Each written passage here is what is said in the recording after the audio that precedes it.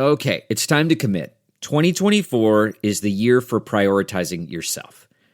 Begin your new smile journey with Byte, and you could start seeing results in just 2 to 3 weeks. Just order your at-home impression kit today for only $14.95 at Byte.com. Byte clear liners are doctor-directed and delivered to your door. Treatment costs thousands less than braces, plus they offer financing options, accept eligible insurance, and you could pay with your HSA, FSA. Get 80% off your impression kit when you use code WONDERY at Byte.com. That's BYTE.com. Start your confidence journey today with Byte.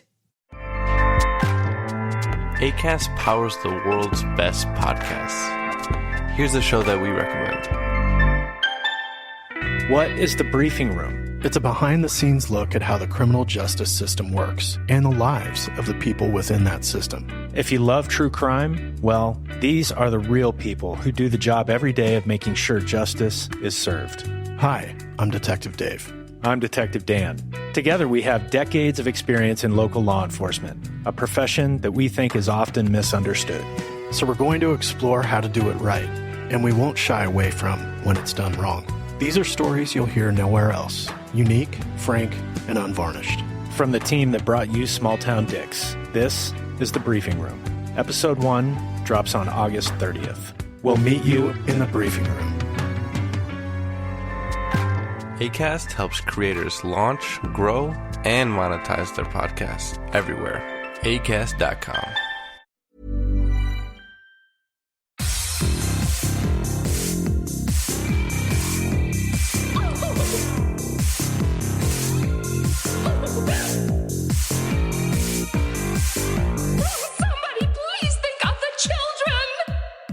And welcome back to Little Cuts, our weekly mini-sode where we dig into the things that we've been watching recently. I'm Terry. And I'm Mary Beth. This week we're talking a delectable eco-horror, a very odd movie, a fun rewatch, I Remember That, the movie, and an erotic thriller that may be divisive among your hosts. Bum, bum, bum. Bum, bum, bum. Okay, so because I don't think you said that you liked one of these movies, so let's start with that one. Let's start with your very odd movie. Okay, so the very odd movie that I watched is called Wolf.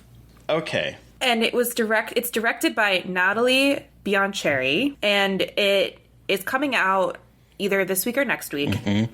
And it stars George Mackay, who was in 1917, in Captain Fantastic, and then Lily Rose Depp, who was in Silent Night, Johnny Depp's daughter, etc. The movie is about Jacob, a man who believes he's a wolf trapped in a human body. Mm-hmm.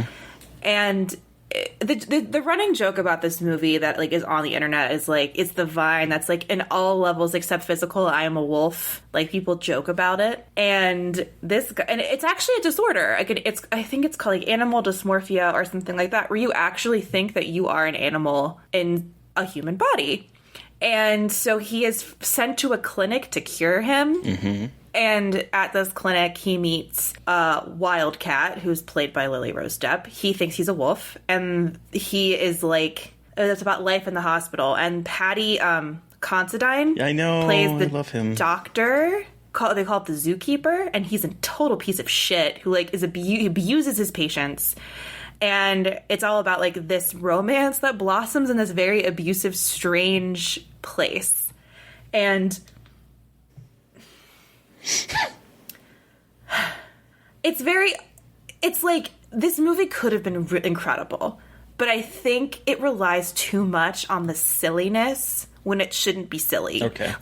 It's on the surface level, it does sound silly. It's a guy, it's a guy who thinks he's a wolf, furry jokes, etc., etc.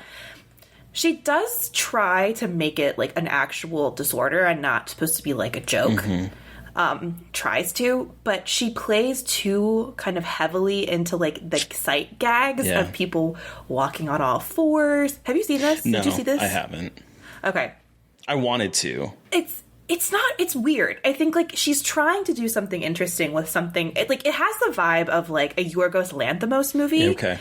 Which, because it has this very kind of ridiculous vibe to it. Everything is very stark. Everything feels like it's supposed to be funny, but you don't laugh because it's contrasted with this like really awful violence that is being like perpetrated against these patients. And I think it just doesn't go deep enough into it. I think that this is another movie that could have benefited either from like tightening and focusing on him instead of trying to make this like a love story, like one of those like cutesy love stories, like we met in a mental hospital and we fell in love. Right. Like, I think if it was more focused on him rather than their relationship, it would have been a little less kind of cliche. It's interesting. I think she really did want to make this something that was serious, but I think that the sight gags that she uses a little bit too. Gags is probably the wrong word. Gag is probably the wrong word, but it felt like it because there's like a lot of moments of like people howling and barking and like wearing tails and stuff. And I don't know. It just felt like the tone was so uneven with what I think she was trying to get at with the movie. Okay. That I think a lot of people are going to just take it as a stupid joke when I don't think she wants it to be a stupid joke, which is what makes me sad. Like, I do think she was trying to make a genuine movie, and George Mackay is incredible as Jacob. I love like, he him. definitely... this movie is really, like, he's really sad in this movie. Like, he's incredible at kind of, like, embodying this person who does not feel comfortable in their own body and is just confused about, like, what is going on with their minds and their physical form and their urges and like their like what he desires. And so like the performances are incredible and there's a lot of emotional depth to these performances, but I just think the script was a little bit too trying to both explain the disorder and have his character and have a relationship, and it was just too much. But Paddy Considine in this movie also is incredibly evil. Yeah. Like, he is awful. So yeah, it wasn't bad. I just think it's not as successful as I think it wants to be, but I was surprised by it. It's fascinating. And the jokes on Letterboxd are terrible. I feel bad because like it's not a joke, but people are going to make it a joke. And that makes me a little bit bummed. Yeah, that's actually my fear of it. Like I got the press thing for it and I could have gotten a screener and I was like, this seems really interesting and it seems like it could be a very fascinating take on like, because even the trailer kind of leaned into like the more werewolfy vibes. Like, is he really a wolf, you know? The movie does not really lean into that at all. Like, it doesn't give you werewolf vibes at all in the movie, like in the actual movie. And that makes sense. And it was one of those things that like, I was like, ooh, this could be either really good or a little too silly, and it sounds like it's leaning in that direction, unfortunately. It's a little too silly. I know. That's too bad. And like, yeah, and apparently the director wanted to make a documentary about people with this disorder because it's a real disorder, but it ended up like this, and I'm curious what the documentary would have looked like. But I actually was lucky enough to interview George Mackay and Lily Rose Depp about the movie for like, it was literally 4 minutes. It was so annoying how quick it was. But like the way they talked about how they like worked with movement coaches to kind of work through being animals was really fascinating, and how it was all about like letting go of ego and like tapping into your animalistic subconscious. And I thought that was just really interesting just to hear them talk about like that and what it was like to like play, not just like be like a little kid running around on all fours, but like a person who thinks they're an animal. And I thought that was really interesting because it didn't, like George Mackay didn't feel like just some guy like, I'm a dog. Like, he's really good in this movie, I will say. Like, this movie, he's a phenomenal actor. He's so good. And he's so sweet. He's so attractive. He's really cute. Yeah, and there's a lot of close-ups of his abs in this movie. Like, a lot of body. He's giving body, But yaddy. if y'all are interested, check it out. It's not terrible. It's weird, but like I think a movie that deserves to have a little bit more of a dialogue around it rather than like, haha, it's a funny sight gag. They think they're wolves. It's like a vine. So yeah, that was the first one I saw. What was this rewatch? A fun rewatch that you had? Okay, so I might have talked about this. I don't think I talked because when this came out, we weren't doing little cuts last year. But I might have talked about it. I have this recollection of talking about it in our best of the year. Like, I don't think it, I'll be perfectly honest. I get podcast brain. And when we're done with podcasting, until I'm like editing it, I honestly don't remember much of what happened. And so I don't know if I've talked about this movie or not. So if this is a retread, I apologize. And I might have forgotten too. we were going to watch a screener on Friday night, and I was not feeling it. So I turned on Love and Monsters. Okay, you have mentioned this before, but it was a while ago. I think you did talk about it during Best of last year or the year before. I feel like it was one that we might have talked about when we talked about movies that didn't quite make our top 10. Yes, I think you're right. Yeah. But okay, so I won't spend a whole lot of time on it, but it's still playing on Hulu. So if you all have Hulu, I really recommend this movie. It has Dylan O'Brien in it, who I have loved since Teen Wolf. I think he's very attractive. He's very cute. He's adorable, but he has a lot of charisma, and I think he's a really good actor. I don't think he's given the credit for what he's able to do for acting. And maybe it's because he is cast in a lot of, cutesy roles, but he's a really good actor. He's phenomenal in this. But it takes place 7 years after the world ends, and this comet was crashing into Earth. The world sent up bombs to blow it up. They blew it up, yay! But then the spores and the microorganisms from it hit the Earth and turned animals, particularly lizards and insects, into giants. And they rampaged and destroyed, I think it was 95% of the population is gone, and the rest are hiding in bunkers under the ground. And so Dylan O'Brien is in this bunker, his character, where everyone is paired up but him. He's kind of by himself, and so everyone's just basically fucking around him, and he's has no one except the one girlfriend that he did have when he was there when the world went to hell. They got split up. He has recently discovered her through their ham radio and has been communicating with her. He's not really good at anything. And so, he doesn't get to do, contribute to the play. So he decides to set out on a journey and go find his love of his life. He meets a dog along the way. He runs into Michael Rooker, who's playing a really nice guy in this movie. He battles a lot of giant monsters, all in the quest to get to his love. And the movie does such a great thing with that romance by the end of it that subverts the traditional hero's quest to get the love. It doesn't necessarily turn out the way that a movie like this you would expect would turn out. And I think it's a lot of fun. I really enjoyed the rewatch. It's one that I feel just brings me happiness. It's just a very good, fun, kind of sad in spots movie, and I highly recommend it. So if you have Hulu, it's streaming on there, and it's just a ton of fun. Co-written by Brian Duffield, who also wrote the early drafts of Underwater, and also directed and I think wrote Spontaneous.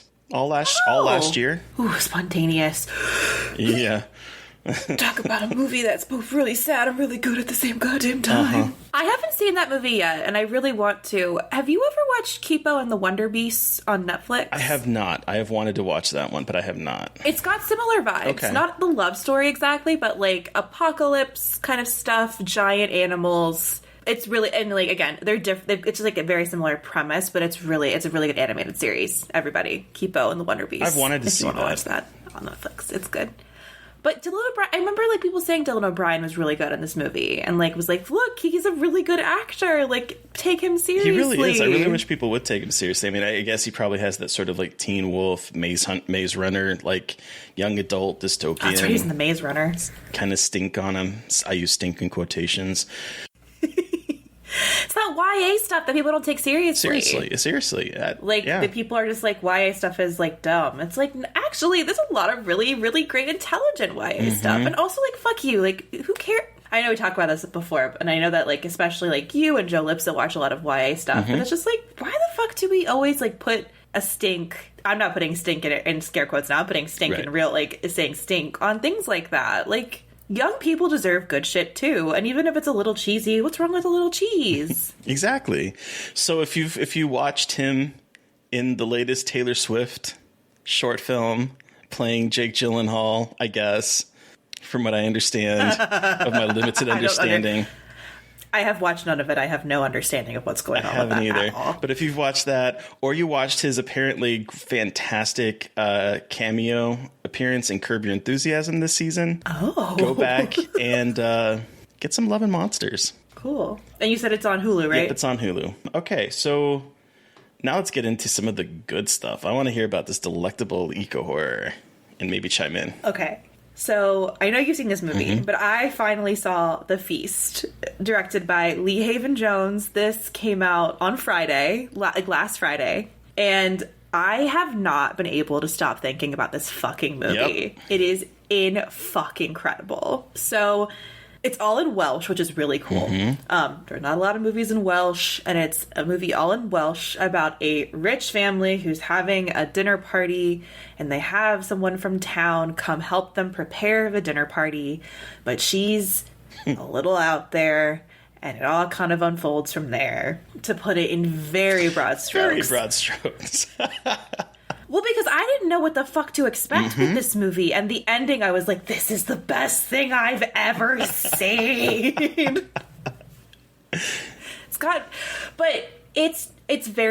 slow burn, big slow burn energy. It is a slow burn. It's very slow, but it's so visually creepy and voyeuristic. You always feel like you are watching someone do something and you aren't supposed to be there.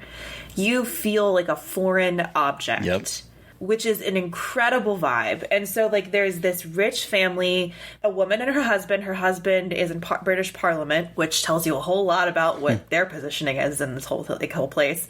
And their two older sons, one of whom has quit being a doctor to do triathlons, and the other who overdosed on heroin. It sounds so silly when you say it out loud, because it is. Like, it's ridiculous. Like, the whole thing is very ridiculous. The triathlon who is constantly shaving parts of his body. His balls, yes. Like, There's like a very intimate ball shaving scene. It's very strange. It's so amazing. It's so weird, but it's so interesting, because it's, like, so rich people thing to do. Like, oh, I'm just, like, gonna quit and be, like, do a triathlon, and the other son overdosed on heroin or on drugs of some kind, and he is living back at home because he can't be trusted to live in the city, and everyone hates each other. As you know. So this farm was the mom's family farm. They built it on this land, and now they want to mine the land, or, like, examine the land for, like, pipeline or, like, for minerals.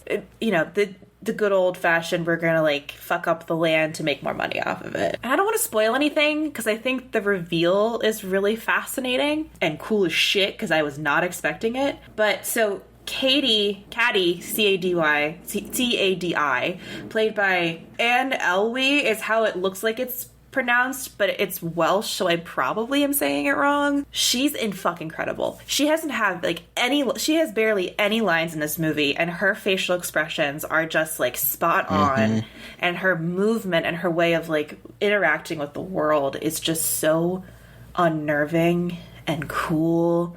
And so many things happen where you're like, huh? And then it all comes together at the end, and you're just like, well, it's interesting. Good for her. Yes, good for her. Good for her. It's interesting that you talk about how, like, it gives us sort of, like, the voyeuristic thing, because, like, we're an object that doesn't belong, and that's the same way that Caddy, or however you say her name, is in this situation. And so there's definitely some metaphors going on there with the way that you interact with this, and it's so good and so gnarly. Y'all, it's fucking gnarly. There's a maggoty leg at one point. I love when Mary Beth watches What the Fuck movies, because I end up getting texts, and, like, the text that I got from her watching this is just perfect. So I don't know, get you someone like Mary Beth. I knew you had watched it, and I was like, well, he knows what I'm talking about, because, like, you saw this last year? Yeah, I can't remember if it was Sundance or South by. I think it was South by. I think it was South by. No, it wasn't. Okay, it was earlier this year. Time is all fucking fake. What is at time? This point. Yeah, no, it was definitely, like, spring of 21, which feels like last year. Jesus, that feels like last year. But it's fucking incredible. It's wild. It's nasty. Like, the climate, like, the third act is just like, huh? So it's one of those like highly recommend good slow burns. It's like attached to like, because the idea of a slow burn, and I think a lot of people misuse this term, but the idea of a slow burn is to mimic that you have a very long string that is attached to a bomb, and so you're watching that string just, and then it eventually explodes. A lot of times people use slow burn and they don't get that explosion. We get that explosion here, and then some. You get that explosion. Very big bloody explosion. And like the other thing about this too is it's a slow burn, but creepy weird shit is happening the whole time. It's not just like boring. No, it's purposeful. It's just a lot of, it's so uncomfortable. Like it's just really uncomfortable. At one point she throws up in something and it made me laugh because she just like vomits into something and just like looks at it and covers it up. And then it's just anyway, it is out now on VOD, so I highly recommend it if you like eco horror, if you like creepy fucked up stuff. It's definitely worth it. Scarred for Life approved. Scarred for Life approved. Put it on the poster. Okay, I'm very, very, very excited to hear your thoughts about this. I remember this, the movie. Y'all. Da-na-na-na-na. Da-na-na-na-na-na. Da-na-na-na-na-na. It just triggered a lot of discourse on Twitter. Jesus Christ. Boy, howdy does it. Has it. Is it. Will it. I almost didn't talk about this movie because, like, I didn't like it, y'all.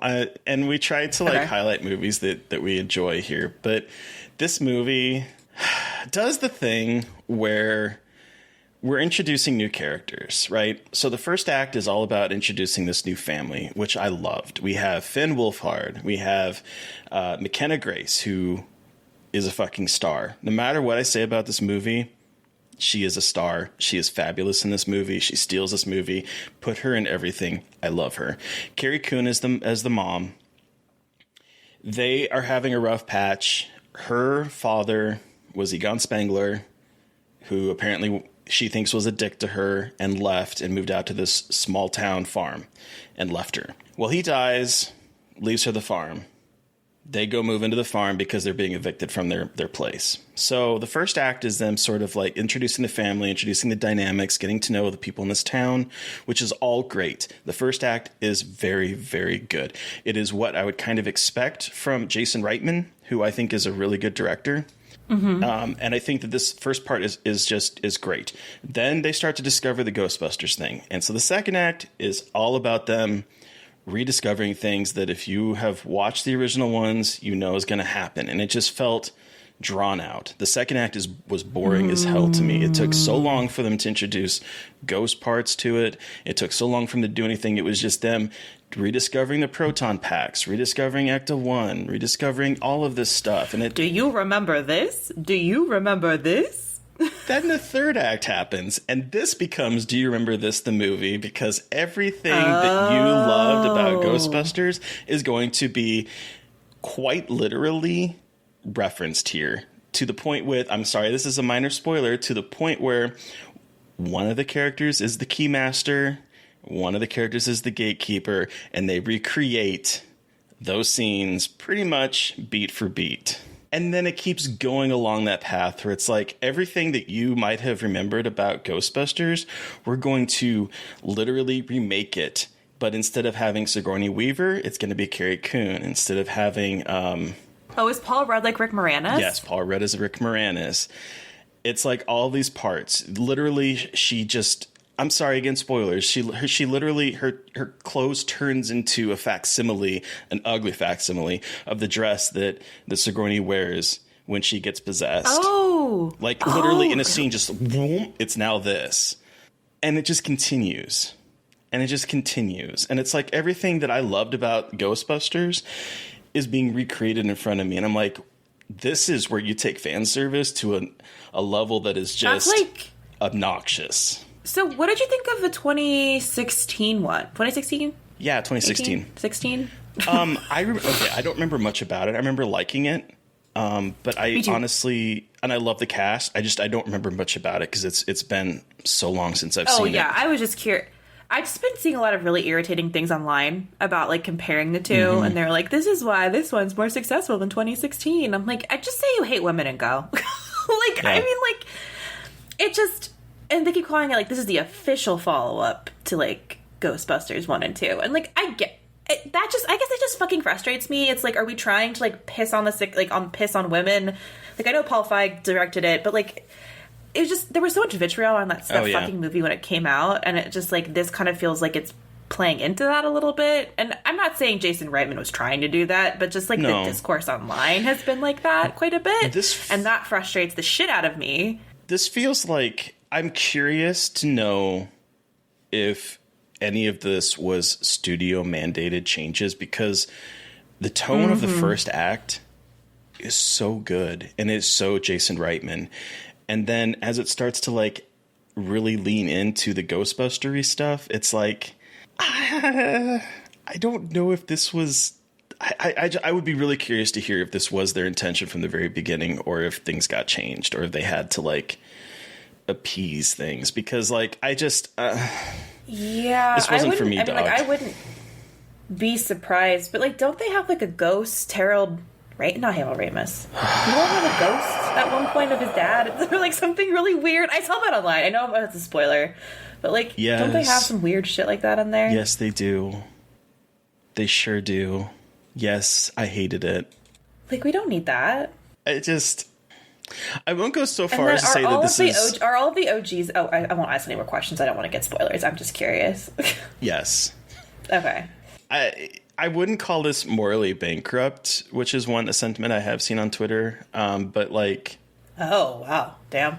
I definitely think that this is like the most fan servicey movie I've ever seen, to the point where like I was so annoyed. But I apparently am alone in that regard, because my entire theater was clapping at specific moments towards the end, and were laughing at lines that were literally a literal statement from the original movie. So I don't know, maybe I'm just out of touch. I just didn't like it at all. Well, I liked 1/3 of it. How's that? And McKenna Grace, again, fucking star. I love her. She's incredible, though. Like, that girl is in so much stuff. She was in fucking Malignant this year. She's in every horror. She's in so much horror stuff. She's incredible. 15 years old and has 60 credits. 60 acting credits, and she is 15. That's wild. And she kills it all the time. Yep. She's going to be a star. Just you wait. She's going to be a star. Well, it's a disappointment. Yeah, I was very disappointed. Also, 2 hours and 4 minutes. Ugh, did not need to be that long. I don't think I'll be seeing that one anytime. Okay, I know we're going a little long, but let's talk about this erotic thriller. Let's talk about it. So let's talk about Francois Ozon's Double Lover from 2017. Loosely adapted from a Joyce Carol Oates book. Yes, didn't realize that until the credits. I was like... Loosely, from what I understand. On IMDb, we all it know says what that means. Freely adapted, is what it says on IMDb. Freely adapted. Yeah, Terry, what's this movie about? So this movie is about... No, please tell me, what is this movie about? This movie is about madness and twins, Basil, twins. Twins, Basil, twins. So it's about a woman named Chloe who is having a rough time, I would say. She has stomach pains that all the doctors seem to just... They don't say the word, but sort of almost like say that, oh, this is just your mental issues as a woman, is basically how I inferred the way that everyone talks about her stomach pain that she keeps having throughout this entire movie. And no one wants to address that she has stomach pain through this entire movie. They just think that she is hysterical, I'm guessing. And she goes to see a psychoanalyst who, in my opinion, gaslights her into loving him. She, quote unquote, falls in love with him and is soon moving in with him. Then she discovers that he might have a twin that he's not telling her about, because she sees another man on the street that looks exactly like him, who is also a psychoanalyst, who has his last name Well, his father's last name, because then you also find out that he changed his last name because he didn't want to be associated with his father. So now there are two people that look alike that are both psychoanalysts, and she starts having a relationship with both of them. Is the basic thrust for most of the movie.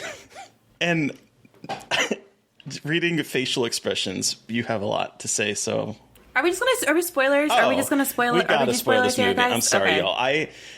Just spoilers. We have to talk about everything in this movie.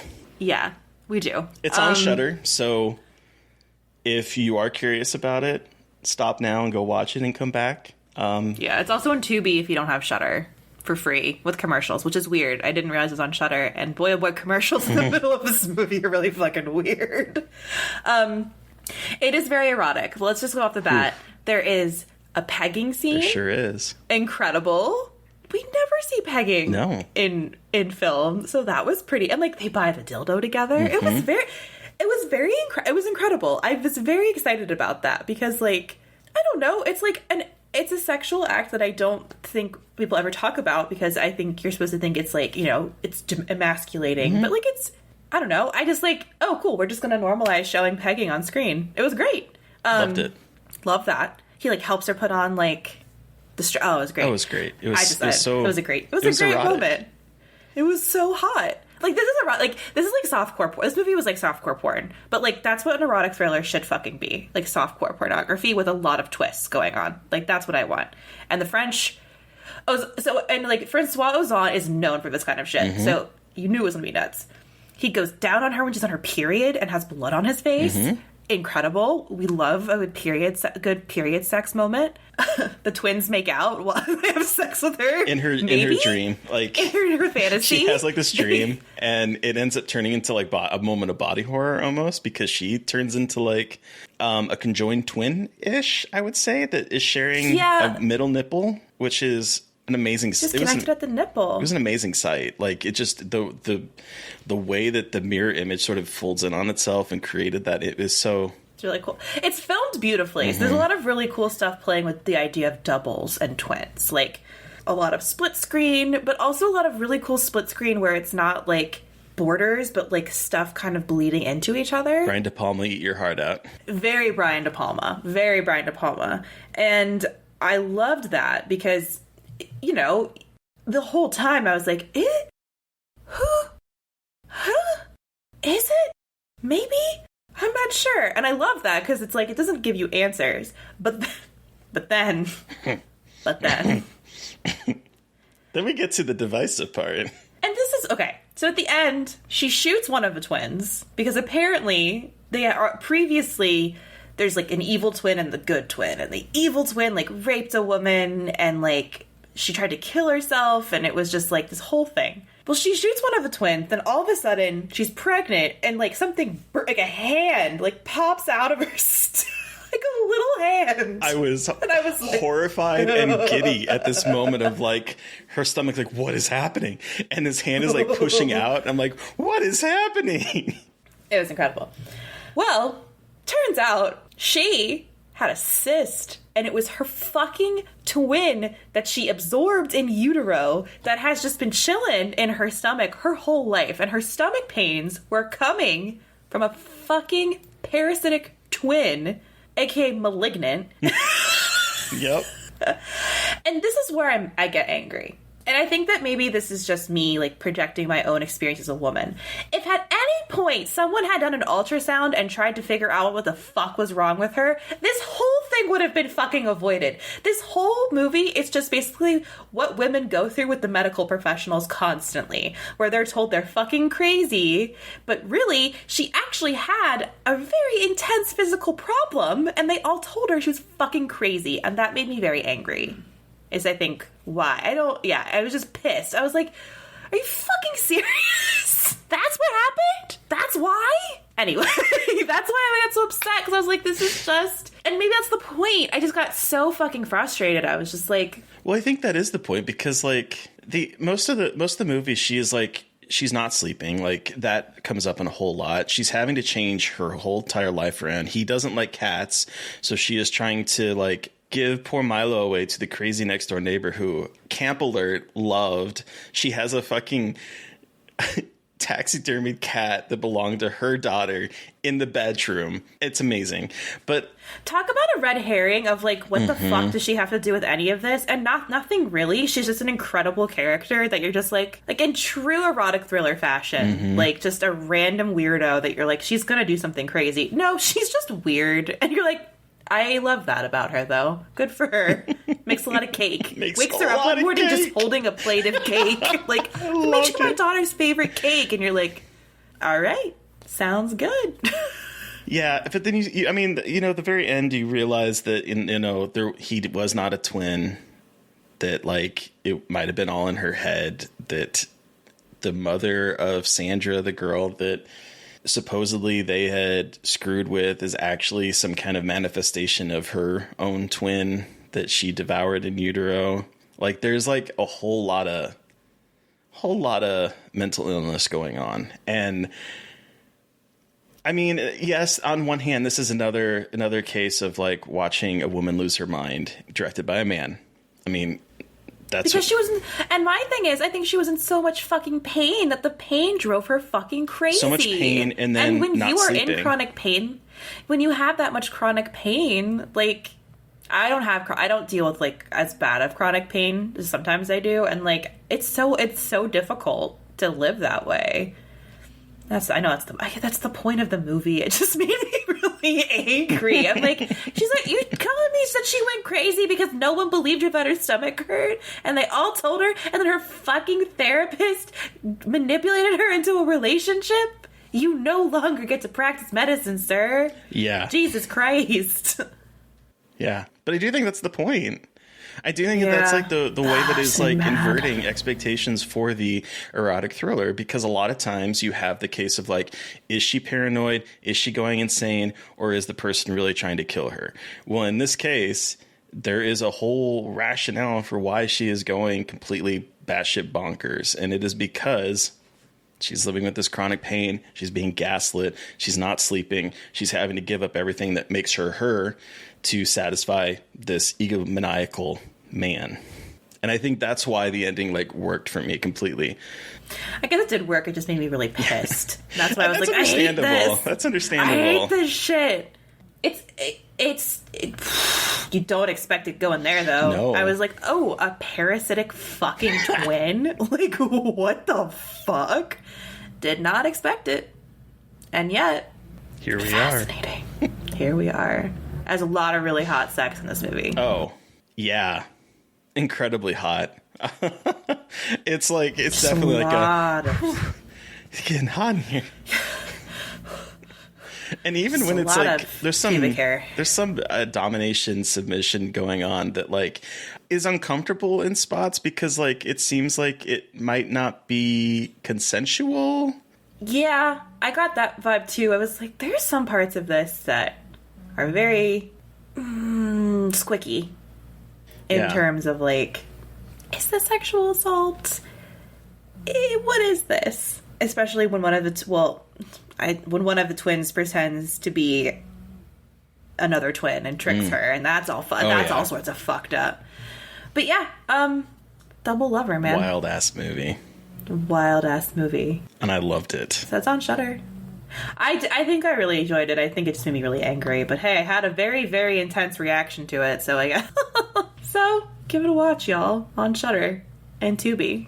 So Terry, what are we doing next week for our continued erotic thriller? I think because Double Lover, it combines some Brian De Palma, some David Cronenberg, and some like almost Rosemary's Baby type vibes with the hotel or the places she's living and like the neighbors, and almost there's like could be kind of a culty theme to it in some ways. Like it kind of seems like it's going to lean in that direction. But anyway, we're going to take the De Palma-ness to De Palma, I guess, and watch Dressed to Kill. That was a weird-ass sentence, but here we are. Just one quick thing we didn't mention about Double Lover. It opens with a shot of inside of her vagina. I just need everyone to know that. Like, just right through, and you're like, what is that? It's her vagina. She's getting a gynecological exam, and the camera is just looking straight down the speculum into her vagina. So that Yeah. At first, I honestly thought it was the your vocal folds. Mm-hmm. And well, don't worry, because they go down there at some point, too. They play with that imagery, the mirror imagery of the two, which works. Your vagina and your vocal cords look the same. Thanks. Okay. Sorry, I was like, fuck, we forgot to bring up the fact that it opens inside of her vagina, because how can we forget that? How did we forget? How did we forget? It's perfect, a double feature with Uncut Gems when it starts during a colonoscopy for Howie's for Adam Sandler's character in Uncut Gems. But yeah, Dressed to Kill, a quasi-problematic, giallo-esque erotic thriller from Brian De Palma that I'm excited to check out finally. Yeah, me too. Because I've heard lots of things about it, and I know that it's a little bit squicky in terms of like some gender representation stuff, but I'm excited to dig into it. Me too. Okay, but for Monday's episode, who are we chatting with? So on Monday, we are chatting with The Strings writer-director Ryan Glover, which we're super stoked about. The Strings is currently streaming on Shudder, and it is Scarred for Life approved. Mm-hmm. It is an incredible film. Please watch it this weekend before we talk to Ryan. But he brought with him the made-for-TV movie, which is a remake of the McPherson tapes called Alien Abduction Incident in Lake County. It is the perfect Thanksgiving horror movie. Mm-hmm. I have a piece up on Dread Central about this as of the publication of this podcast because it is such an incredible film. The original McPherson tapes is streaming on Shudder. Alien Abduction is really hard to find. It's on YouTube if you can find it. But it's a really fascinating conversation about this very interesting made-for-TV remake. That might have influenced Blair Witch. And Signs. And Signs. So definitely check it out. It's an incredible little gem, like underseen gem that probably, like 4 of us have seen at this point. It's like you, me, Ryan, and maybe one other person. I don't know. If you had UPN in the 90s, you might have caught this as well. But it is much better than I ever expected it to be. Misu's licking Zucchini's little paw pads. What the fuck was that? That was so cute. He's like snoring and she started licking his feet. I'm sorry. It was so cute. That never happens. I'm keeping that in. But yeah, it's incredible. Just like what just happened to me. But listeners, you've heard from us. We want to hear from you. Did you watch a film that we watched this week and have thoughts? Do you have suggestions for things we should be covering? Send us an email at scarredforlifepodcast@gmail.com, or you can reach out to us directly on Twitter. I'm at MB McAndrews. And I'm at Gaily Dreadful. And of course, don't forget to follow the podcast on Twitter at Scarred Podcast. And please don't forget to review, rate, and subscribe. Thank you to Eric Power for our artwork. Thank you to Sean Keller for our music. Thanks to everyone for listening. We hope you had a great Thanksgiving. Please stay safe out there, but most importantly, stay creepy. And until next time.